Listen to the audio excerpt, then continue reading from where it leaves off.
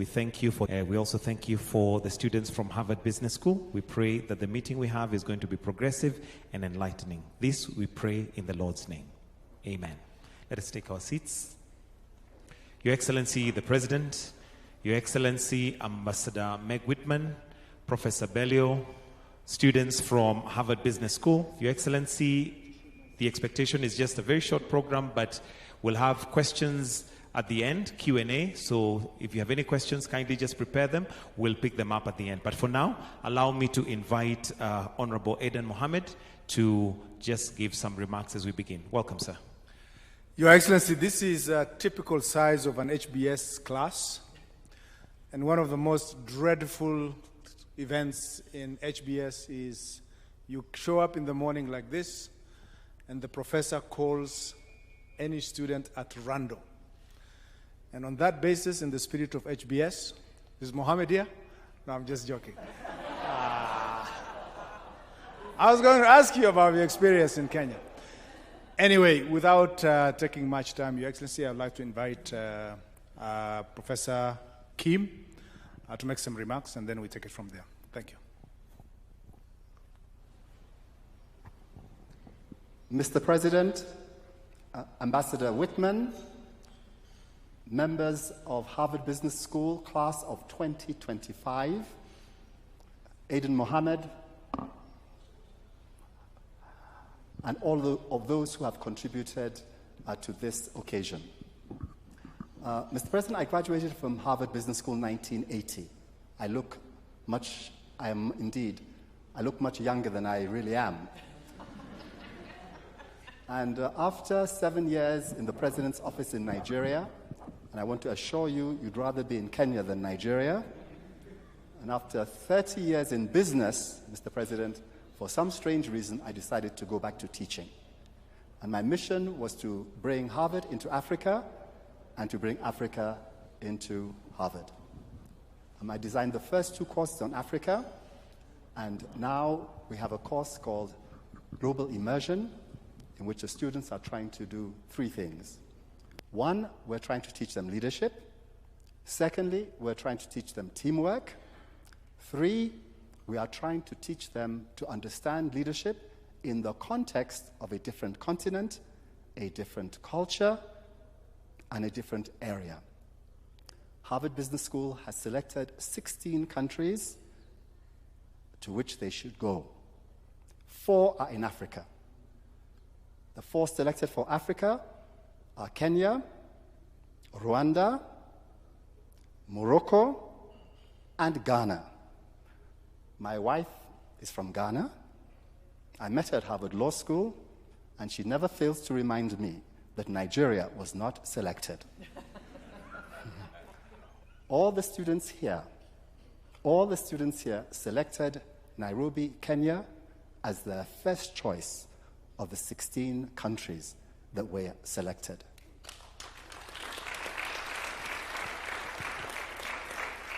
During their time here, they have been attached to a number of Kenyan companies: Naivas, Coco, Prudential, Maidawa, and several others.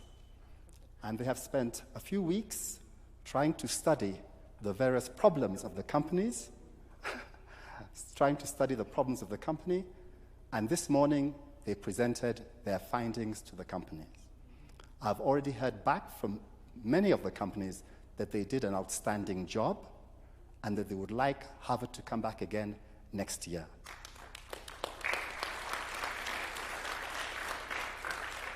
Mr. President, it is with great pride that I formally introduce to you the class of 2025 from what we very modestly regard as the #1 business school in the world. Thank you very much.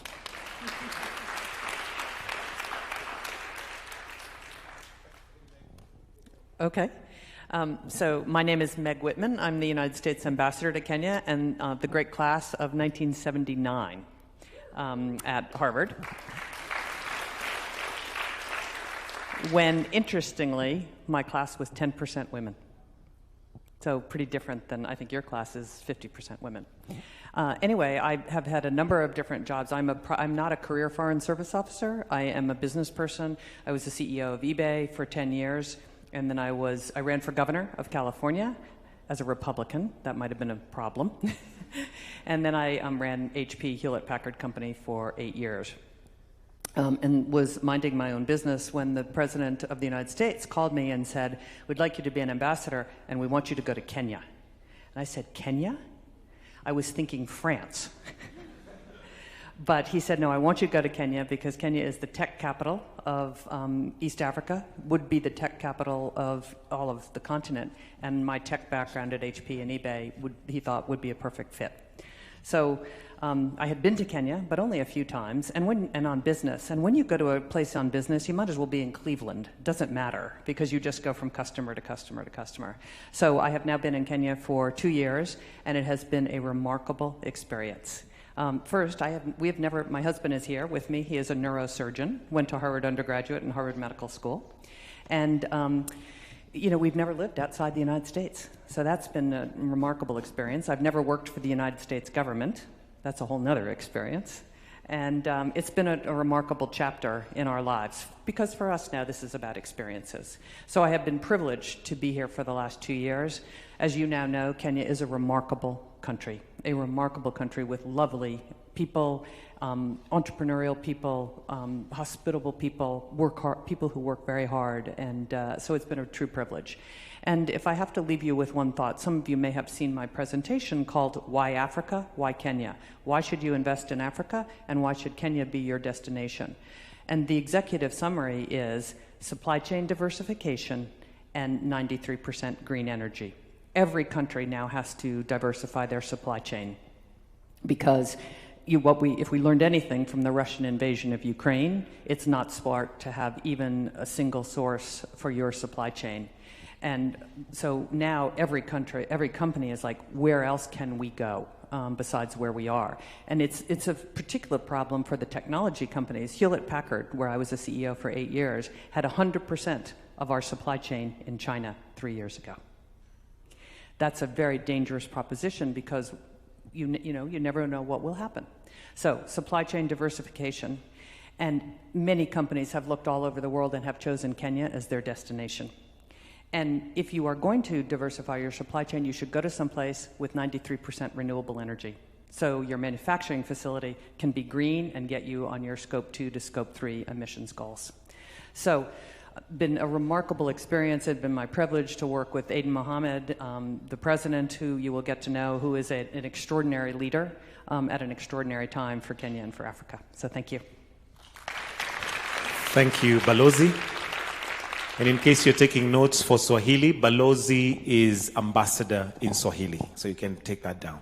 It is now my singular honor and pleasure to invite His Excellency the President to address the Harvard Business School students. Welcome, sir. Thank you very much. Ambassador Whitman, good professor, and students of 2025, Harvard Business School. Good evening. How are you guys? You're good? Please relax. I can feel there is a lot of tension around. Please relax. This is going to be moments of sharing. I would want to ask you some questions, so you better be ready. First, let me welcome you to Kenya and join all the other people who you may have interacted in the course of your stay here in Kenya.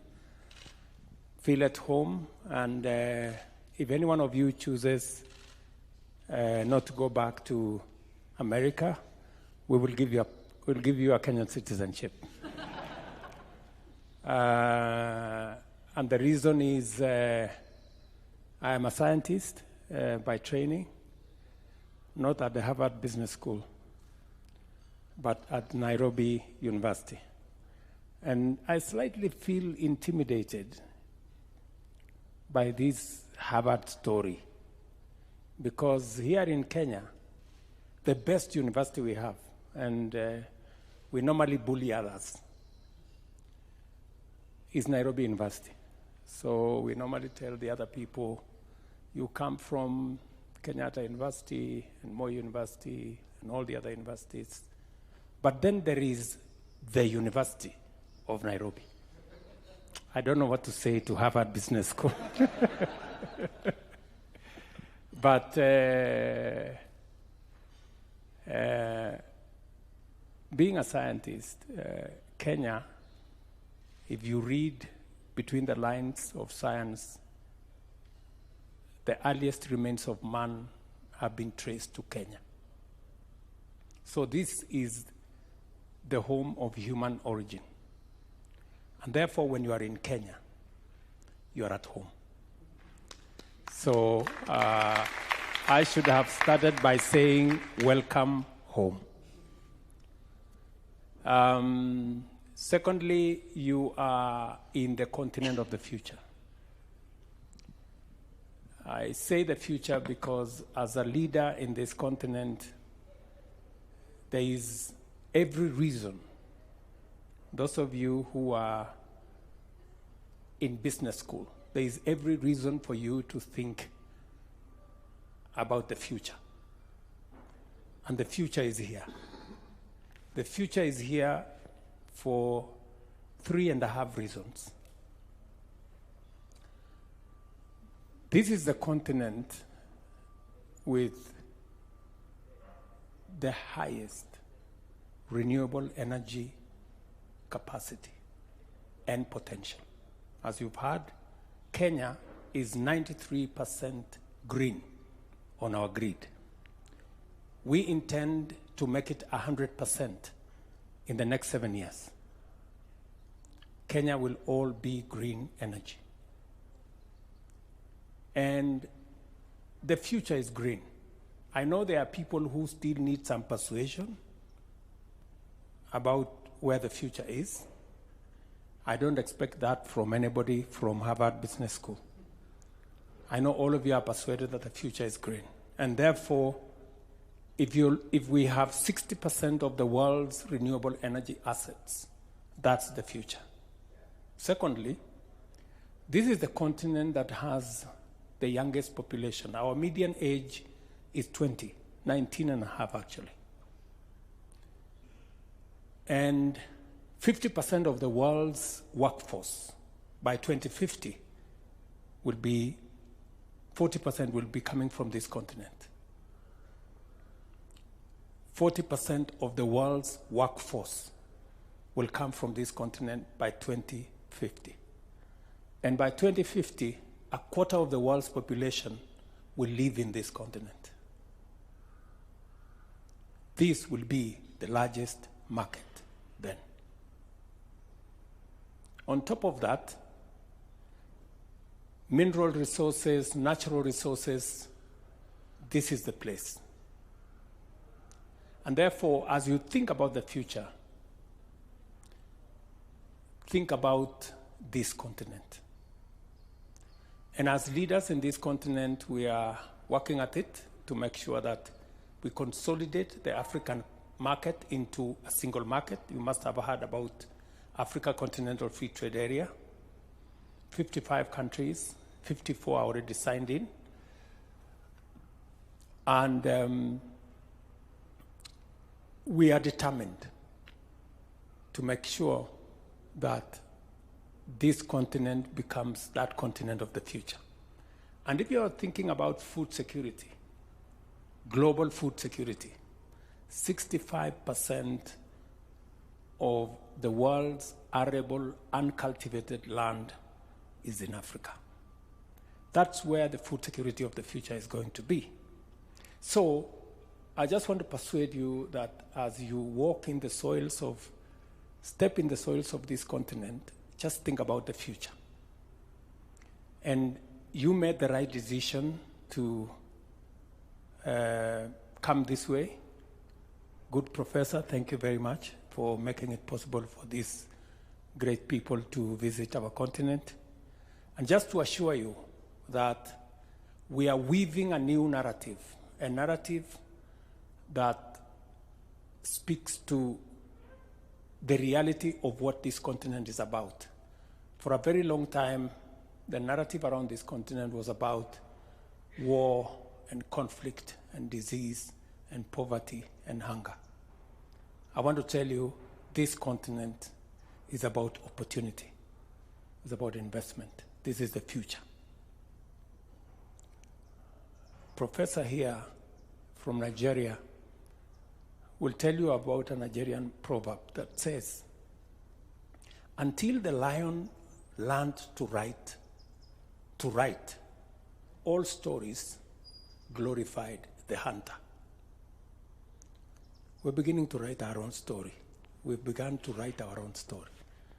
Many people have written stories about us for a long time. We've learned how to write our own story. And we're going to write this right story about this continent. So, to you, as you think about the future, as you think about opportunities in the future, as you think about investment, business, entrepreneurship over the future, you will do yourselves well to think about this continent. And we will be here to partner with you and to see how we can do this together. It's no longer going to be the North versus the South. I think that adversarial engagement is no longer necessary. We've made a decision ourselves that we're going to be part of the solution. We're going to provide, our own ideas, our own thoughts, and inform what ultimately becomes global solutions. So together again, we will forge that partnership and build the future together. I don't want to make this a lecture, but I want to listen to anybody who wants to know something different. And finally, I will also ask a few questions at the end. So thank you very much. Welcome to Kenya.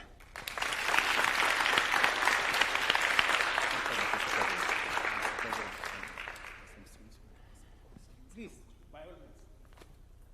Mohammed, Saudi Arabia. Thank you for welcoming us, Mr. President.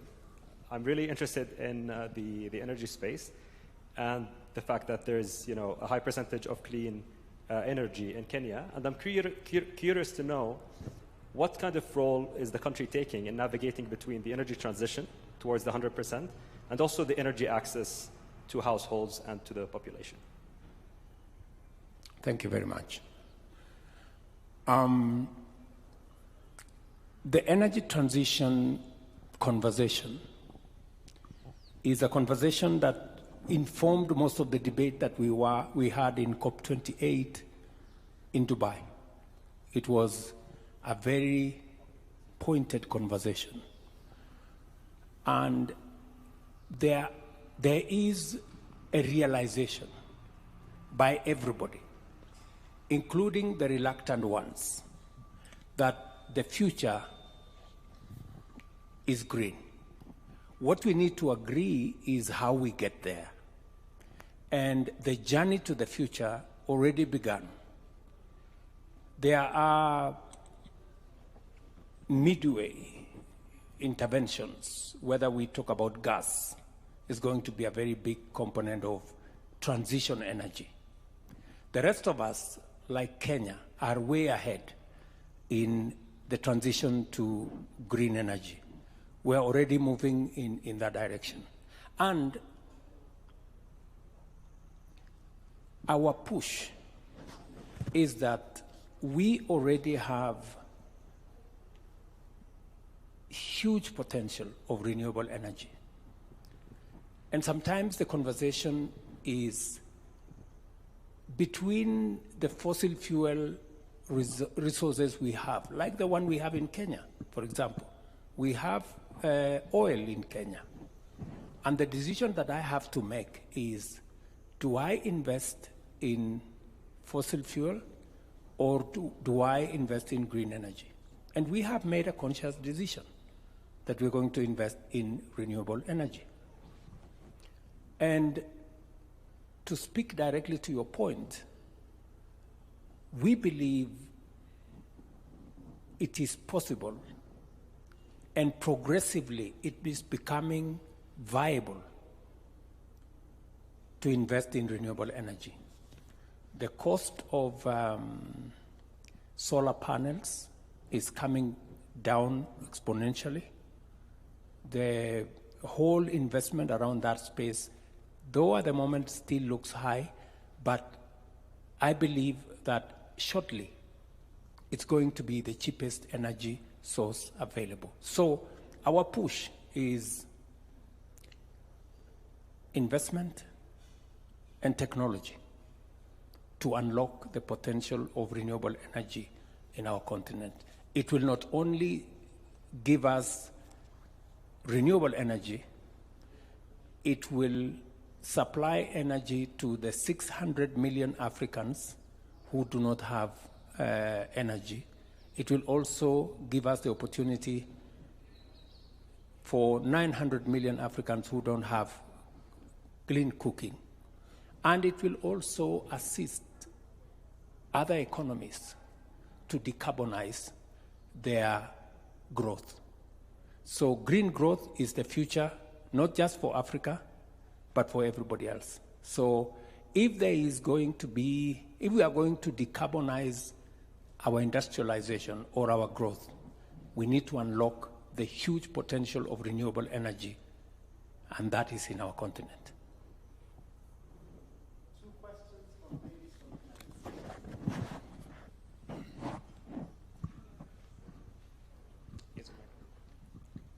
Hi, thank you so much for having us. I am wondering what you believe is the number one most pressing challenge facing the country today, and how are you thinking about solutions to that problem? Climate change is the single biggest threat that faces Kenya today. We came out of a drought a year and a half ago, a devastating drought. We lost 2.5 million heads of livestock in Kenya. We lost 9.5 million livestock in the Horn of Africa in 4 countries. And then we came straight from a drought into floods. In the last 2 months, we've lost close to 200 Kenyans to floods. And of course, a lot of infrastructure destroyed and many things. So climate change is the single biggest threat that I see today, because it compounds the other challenges we have. It takes away resources that we would use, for example, for education, for health, and for all the other important social services. We have to reallocate those resources to repair, to feed people, to make sure kids go to school. For example, last year, we had to adjust our budget because we had to feed an extra 4 million kids in school. We had to step up from feeding 1.5 million kids to give them a meal in school. We had to go to 5.5 million kids. So again, it makes it that much more difficult for us to drive our growth. And then there is one more thing that comes with climate change. The whole space around the economy becomes much more complicated to handle for those of us who have the privilege to run the affairs of countries. Because when your budgets are distorted, you quickly sink into debt and debt distress. That's why you have 27 countries in our continent in debt distress, because they cannot handle the crisis. And especially when they come in droves, you have the war in Europe, you have COVID pandemic, then you have effects of climate change, that compounded makes it near impossible to run anything of a semblance of an organized budget. So it becomes a crisis through and through. So this climate change makes development complicated and puts countries at a position where you have to choose between development and survival. So this is the crisis we face. Thank you so much, Mr. President. Thank you for hosting us here today. My question for you is, how can we as Americans contribute to the future success of Kenya as we go back to our classrooms in Boston and as we become future business leaders? That's a difficult one because the ambassador is sitting here and I have a pending state visit to the US and I don't want to put that in jeopardy. But let me, let me say this, that the US is a great partner of Kenya. It is actually the single largest trading partner that we have with Kenya. US is a single trading partner with Kenya. And we appreciate that. It's a relationship we have built over many years. And the conversations that are going on between us and the US at the moment is on the two very important areas. The area around the economy and what we can do together to get the economy in the right shape through trade and through investment. So we are negotiating currently a trade and investment partnership agreement between the US and Kenya. Unfortunately, it wasn't ready for sign-off in this state visit, but there are many other investment opportunities that that are ongoing, from AGOA on one end to investments in green energy resources, data centers, and many other things. The second important aspect that is important for Kenya and America to work is on the area of security.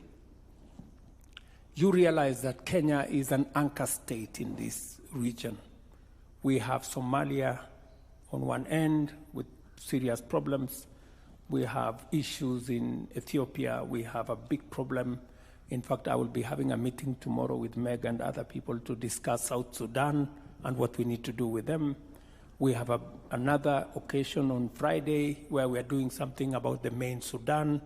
We have issues in DRC Congo. So, and then we have the whole menace of terrorism and Al-Shabaab in our region. So the partnership we have with America on matter security is very significant. And if we can do more around those two things, around security as the anchor state here, so that Kenya can work with the countries in our region on stability and making sure that we have security, and secondly, to make sure that Kenya has what it takes to hold the fort and to assist other regions by having a stable, much more progressive, and an economy that can withstand the shocks and can also support the other countries in the region. So these are two very important areas that I think between Kenya and the US we need to do more. Mr. President, can I add one thing to that? Tell the story of Africa and tell the story of Kenya. The narrative on Africa, I think, is 20 years old in the United States. People do not understand the opportunity here. When I was the CEO of Hewlett-Packard, I thought about Africa about 1% of my time. If I knew what I knew now, I would be thinking, how is HP going to invest much more heavily in Africa, and the destination would be Kenya. So all of you who have now been here, and you have to see it to believe it, I want you to go back and tell your fellow students, tell your professors, tell people that you might go to work for that the future is Africa, and whatever company you go to work for, advocate for Africa and advocate for Kenya.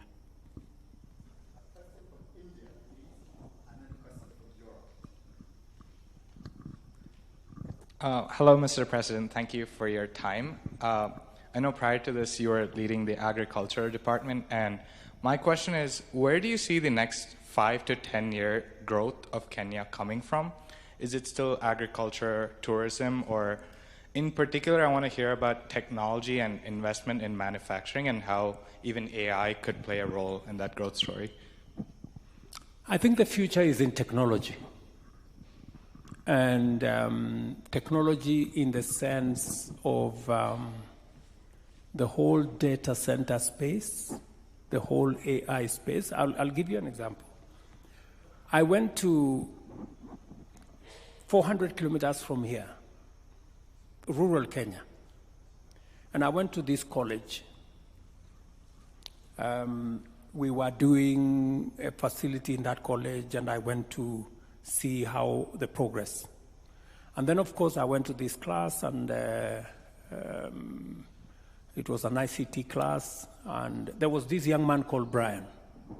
So I meet Brian, and I asked Brian, okay, so what course are you doing, and how is it going? And then he told me, okay, my course is going on well, but I found something very exciting. Every 2 hours, every day, I can earn some money from working online on a digital job platform because we supplied internet and they have computers. So I had to ask him, so Brian, what exactly do you do? So Brian tells me, I work for an AI company in Germany. Brian has not been to Nairobi, the capital city. He's a village boy. Brian does not have a passport. He's never traveled anywhere. But look at what the internet and technology can do. Before even as a government we have wrapped our minds around policy on AI, because we don't yet, we have some sketchy. Brian already works for an AI company. That is how much leap technology can do for us. And that is the reason why the government of Kenya, and we made this one of the 5 pillars of my administration's plan, is a digital superhighway to make sure that we have another 100,000 kilometers of fiber optic backbone around the country. Every ward in Kenya, smallest unit, will have internet.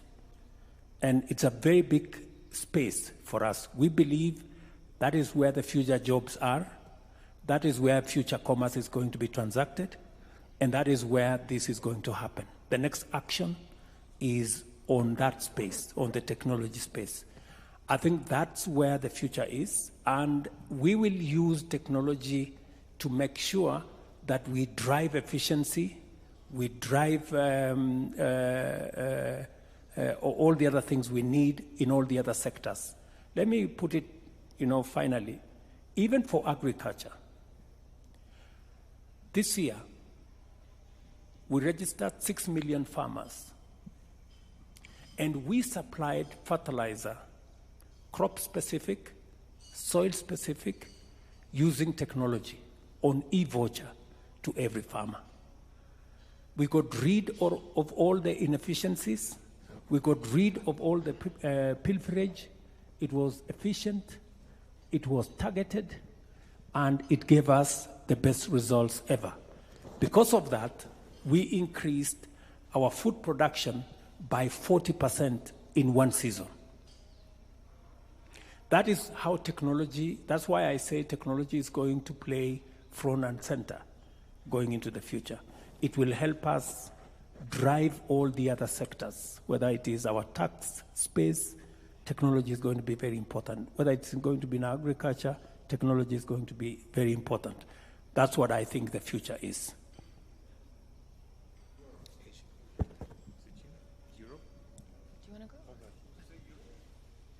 Hi, thank you so much for having us.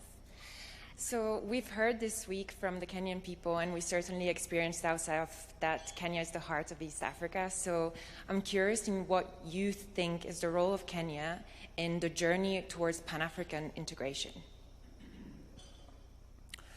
Kenya is the largest economy in Eastern Africa. And we already, the East African community is the most progressive community in the continent already. This is the region where we are already at 28% intra-regional trade. All the others are far behind. We are already a customs union. We are moving towards a confederation. We have a working parliament, East African parliament, that is working, that is legislating. We have an East African Court of Justice. There is a lot of already interaction between this region. And we are, so to speak, what the rest of the continent is looking at as a template for them to pull up and move on. And because of Kenya's championship of integration, at the last summit of the Africa Union, Kenya and myself, I was appointed to be the champion for the reform of the Africa Union, the AU, to make it fit for purpose and to drive the continent into where we all want it to be. So Kenya is going to provide the leadership for not just this EAC, East African Community that is, but also for the continent. And just so that, to put that in perspective, we've just concluded signing an agreement with, and we had a conversation today with the EU ambassadors. So we now have an economic partnership agreement between Kenya and the European Union. Kind of unfair agreement because Kenya is one country, the EU is 28 countries. But now we've begun the journey to bring the rest of the East African countries on board. And progressively, we were having conversation with the ambassadors here, how we're going to drive that towards a continent-wide relationship. But again, we are providing leadership in trying to, build this relationship that brings a bigger game into the equation. How do we eliminate barriers? How do we remove hurdles to trade, to investment? And how do we make the whole economy work for the people and work for everybody? So that's the kind of leadership Kenya is going to play. And we're very proud that the rest of the continent is hemming in as we make that progress.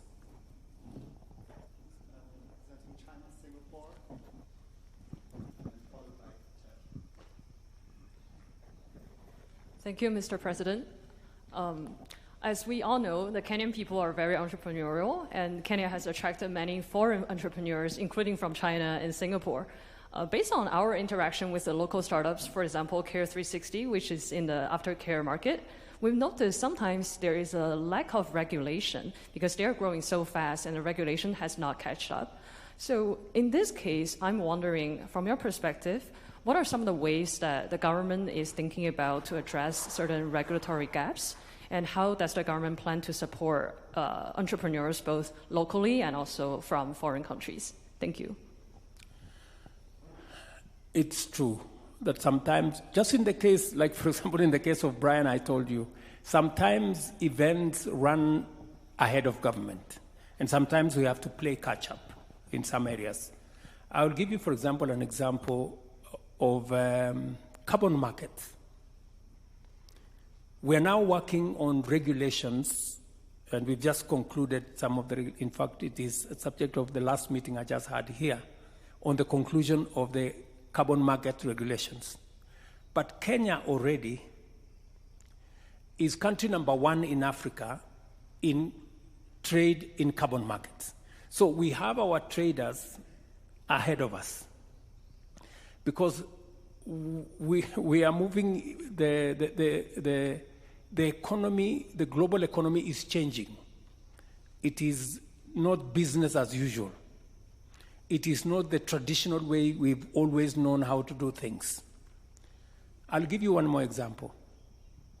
Ambassador here has been on my case because of a company called Summersource.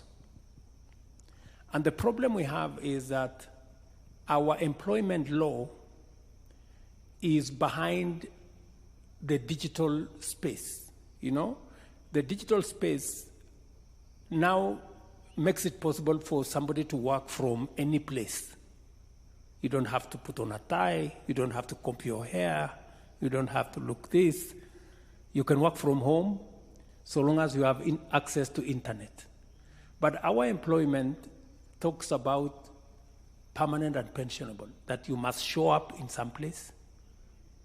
You must work for somebody. He must give you an employment letter for you to be said. So we were taken to court, for example, that there are people who are working for Google and yet they didn't get employment letters from Google because they were working through summer.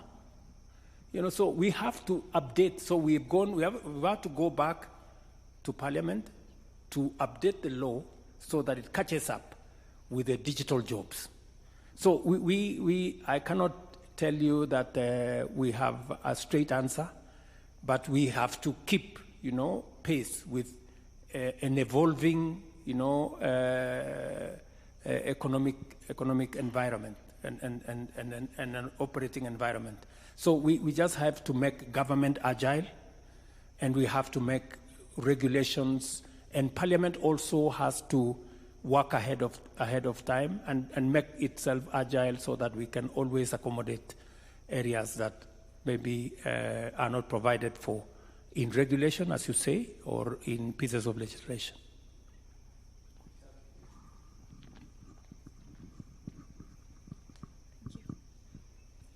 Hi, Mr. President. Thank you for having us.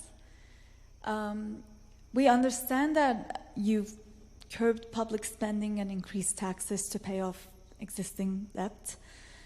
I'm wondering if you could speak to how you made that decision, what trade-offs you've had to consider, and how you think that decision impacts everyday Kenyans today.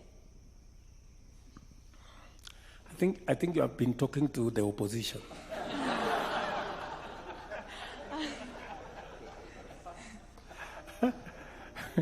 Because they are the ones who are driving this narrative that I have increased all the taxes. Now, the whole principle is that you must live within your means. This has been my message to the people of Kenya. For maybe 12 years, we've been running 8-9% fiscal deficit, which means you're spending money that you're not collecting. And you keep, digging a bigger hole to fill the other one all the time. And now we have a debt that is heading towards unsustainable. So when I came into office, I told everybody, tighten up your belts. I am not going to preside over a bankrupt country. I am not going to preside over a country that is in debt distress. We have to cut our spending, and there is no free lunch. And we have to think of what we need to do two fundamental things. Reduce. We cannot spend what we don't have. And number two, if we look at our peers, and Kenyans have been socialized to believe that they pay the highest taxes. But empirical data shows Kenya, as of last year, our tax as a percentage of our revenues was 14%. Our peers in the continent is on average between 22 and 25%, which means we are way below, our taxes are way below those of our peers you know. And I'm not comparing ourselves with OECD countries. You know, countries like France are at 45%. You know, others are higher. So I persuaded and I made a case to the people of Kenya that we must begin to enhance our revenue. Because if we are a serious state, we must be able to enhance our taxes. So my drive is to push Kenya. Possibly this year we will be at 16% from 14%. I want in my term, God willing, to leave it at between 20 and 22%. It's going to be difficult. I have a lot of explaining to do. People will complain, but I know finally they will appreciate that the money we go to borrow from the World Bank is savings of other countries. We have to begin to live within our means.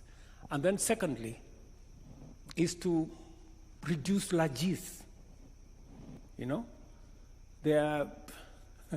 people travel first class, you know, when it is completely unnecessary.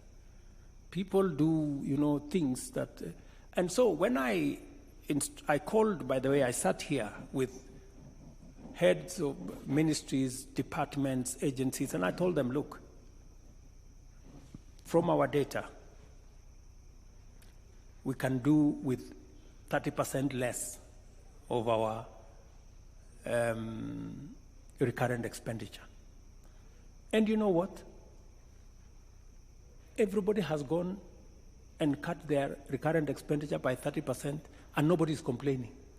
What does that tell you? That there was wastage. I mean, there was a place you could cut and still be able to manage to do things. So we are straightening up things. I am very proud of what we have managed to achieve. The one thing we have done is that we have pulled the country from the brink of debt distress. Our dollar, our exchange rate has stabilized. It had gone all the way to 167. It's come down to 130. Fuel had gone up, it's come down. Even today, fuel has been announced again to come down. Our exchange rates, our interest rates are coming down. We're stabilizing the economy because of the measures that I have taken. I took the decision, for example, that we cannot continue to subsidize consumption. When I came into office, we were subsidizing fuel. We were subsidizing very rudimentary things, and we were spending $15 billion. That is close to $150 million every month. And we were going to sink the country. So I stopped. I mean, there was a complaint for a few weeks, and then people started to understand we need to make some hard decisions if we have to get the country moving in the right direction. I can tell you, a year ago, if there was an election, I would have been thrown out. But today, the situation has changed. And going into the future, those who are making noise at me, they will be the ones clapping. That's what it is. Mr. President, I can see the President of Nigeria is following your script. I can see the President of Nigeria is following your script. All the tough decisions, the removals of subsidies early on, so the matters are repaired before the next election. Mr. President, we've taken up a lot of your time, so we'll just round up with the last questions, Mr. President. Nepal, Australia, and Latin America, very briefly indeed. Nepal, Latin America, and Australia. Sure. Thank you so much for taking the time, Mr. President. I was just talking to your digital advisor about the new digital taxation you've introduced, and we talked to a lot of locals about the increasing interest in social media, and that as a source of income. So I'd love to hear how you think about that in terms of your policies. Sorry. Oh, sorry. Yeah. I didn't get you. Sure. Let me repeat. I was just talking to your digital advisor about the new digital tax that's been introduced, as well as a lot of local Kenyans about how there's an increasing interest in using social media as a source of income. So we'd be curious as to how you think about that in terms of your government policies.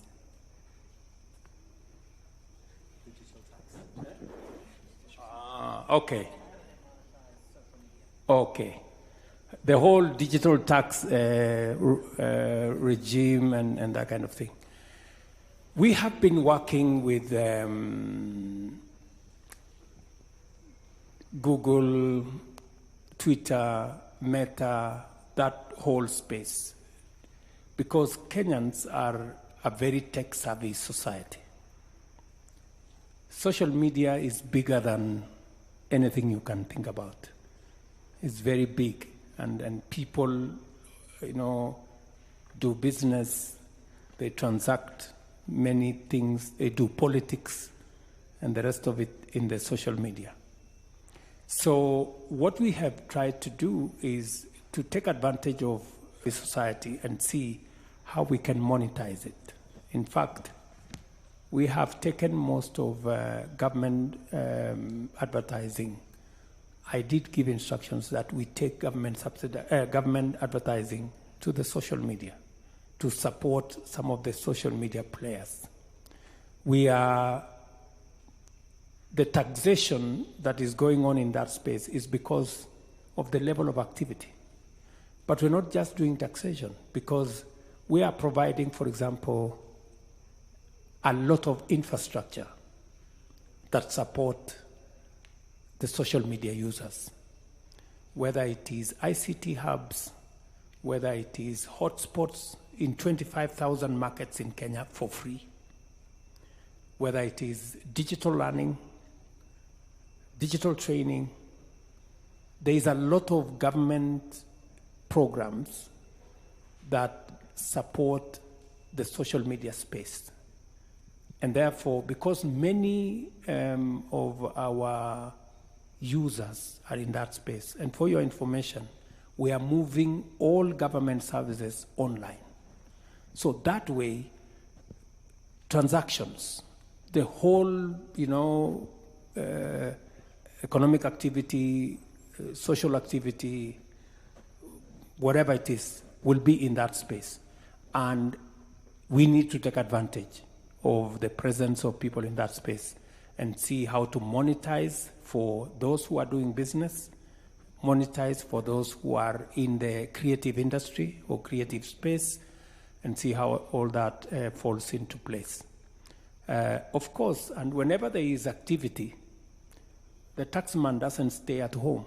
So the taxman is lurking all over the place to see where they can make a little bit of money for our taxes. Latin America, second to last question, and then Australia closes. Hello, Mr. President. Thank you for having us here. My question is in the intersection between technology and education. So I see that Kenya has a very bright future ahead, especially in technology. But to get there, we really need a lot of people. So my question is, what's the government doing to build this workforce and the talent of the future? And how do you retain them here in Kenya for it to reach its full potential? Thank you. We spend $5 billion every year on our education. It's the single largest budget of my administration. We spend 30% of our budget on education. So it's a very important sector. And why do we spend that amount of money? Number one, we have a young population. And if you have a young population, the most important aspect is to make sure that they are in school, they get a correct training, they get a correct knowledge. Number two, Kenya prides itself with having the best human capital. And that best human capital is sharpened through education, training, and knowledge. So we spend a lot of resources in that direction. It is the reason why this time last year, we launched the Kenya Open University to expand space in our learning infrastructure. So technology is playing a very significant role in our education sector. We are spending resources on digital learning, digital training, and as I told you earlier, we've even changed the law on what we call Constituency Development Fund so that we can deploy internet ICT hubs to the lowest locality in Kenya, because we realize that education is good, but digital learning is going to have an age. So that is the trajectory we are looking at. I know you have said something about retaining our human capital. That's very important to us. But you know, we have a youth bulge. And sometimes we have more human capital that we are ready to share. So as part of a strategy, we are signing 19 bilateral labor agreements. I think the last one that we were working on is with Germany, because they need our human capital. They are saying, can we share your human capital? And because we live in a global village, you know, we don't mind sharing our human capital with others.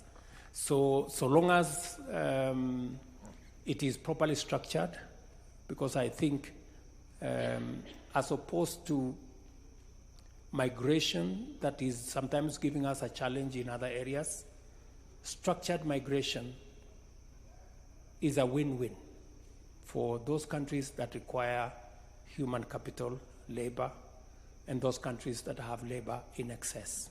So that is the arrangement that we have. We have on one end investing in learning, because it's important for us to sharpen our human capital for our own progress. But we also realize that there is an opportunity for us to share our human capital with others. That's why we ended up with Barack Obama wherever he was. And you may want to know that he came from Kenya, somehow. Can Australia please close? Mr. President, thank you for having us. I guess coming from Australia, I can sort of empathize with the struggles of being caught between Western and Eastern influence. My question for you is, how do you think about the growing influence that national actors like China have? What are the benefits, what are the risks, and how are you thinking about mitigating them? That's another difficult one. It's a delicate balance that we have to walk a tightrope, because every country pursues its interests. And when you pursue your interests, sometimes interests converge, either because of technology, or because of social issues, or because of history. And so, just like you had Meg say 3 years ago, her biggest space was in China. I don't know if she was still running eBay, whether that would still be the case, or she would be thinking differently. So it's the case. You know, we live in a very dynamic world, and progressively you have to look at what are the national interests. Where is technology going? How are your national interests aligned? There are values we believe in, for example, as a country. We are a proudly democratic country.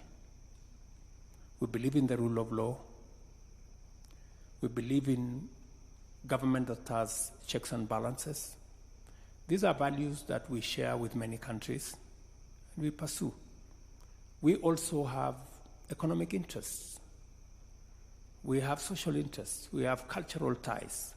So it is informed by many aspects, and that's what eventually determines where we want to go. As someone would say, we want to be friends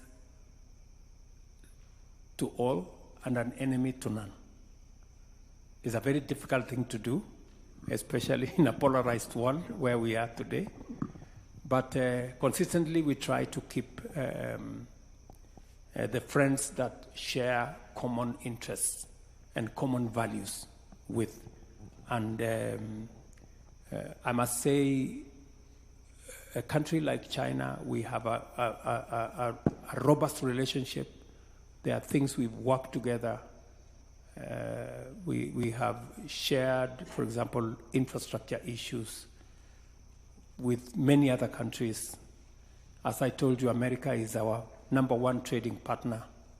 So sometimes when there is a quarrel between America and China, we don't know where to stand. But somehow we manage to forge ahead. But I think we are aligned. We know what the future is supposed to look like. And going into the future, I think we align ourselves with the people whom we share values with. Mr. President, on behalf of the students of Harvard Business School, we would like to thank you for this session. Your answers to the questions have never been political, I must say.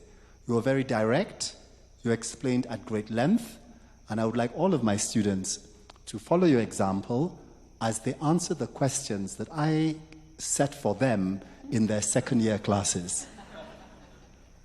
Mr. President, thank you very, very much indeed, and may I officially invite you to come to Harvard University within the next 1 year, and so that we can meet again when they hopefully will be second-year students having passed their exams. Mr. President, thank you very much. Thank you. Thank you very much, Your Excellency. With your kind indulgence, we would like to take 2 group photos, one on the group on the right, the other with the group on the left, just so that we can mortalize this moment as it is historical. So, I beg your pardon, Your Excellency. He had a question for you. I Back had to a you. question. Please, let's take our seats. Ambassador, I have a question for these good people. So, is there anybody called William in this team? No, William. I was looking for William like me. Okay, there's no William. Are you sure there's no William? Or Bill or something? There you go.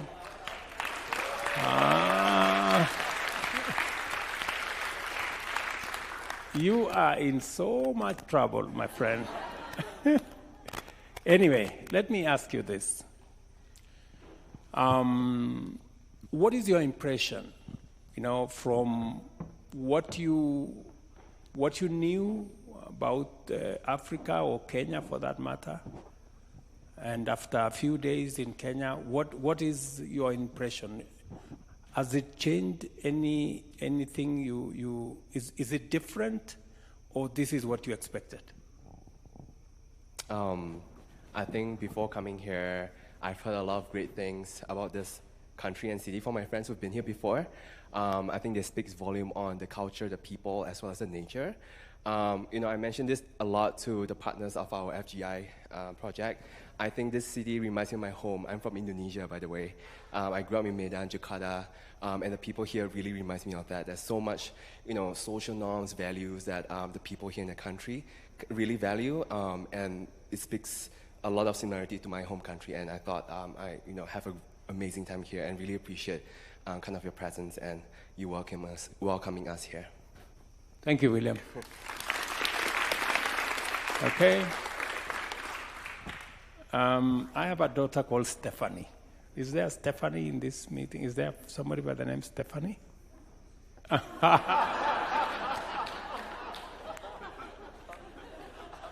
Okay, Stefan. Okay. Okay. You know, the whole space around climate change is fairly controversial, you know. I had an engagement, the Prime Minister of Japan came to visit us, and I had a conversation with him, and he wasn't quite too sure whether this climate change was what it is. What is your thinking about climate change in terms of, do you think it is what is being said, or do you have a different view? I believe in climate change, yes. I'm not denying it. It's a scientific fact. It's a scientific fact. It's a historical consequence, and it has social and economic impact. So it encompasses, let's say, all aspects of our life. So I might be right in what I believe in. At least if somebody from Absolutely. Harvard Business School thinks the same, it must be right. Okay, thank you very much, Stefan. So I do not wish to push my luck any further. Thank you very much. Thank you, Excellency. So with your kind permission, I'll request that we have Ambassador Meg, is she still around? As part of the photo, Professor. Then maybe just to have a better photo, we'll do it row by row. Kindly let's take our seats. Then I'll guide you on how we'll do this. So the first row,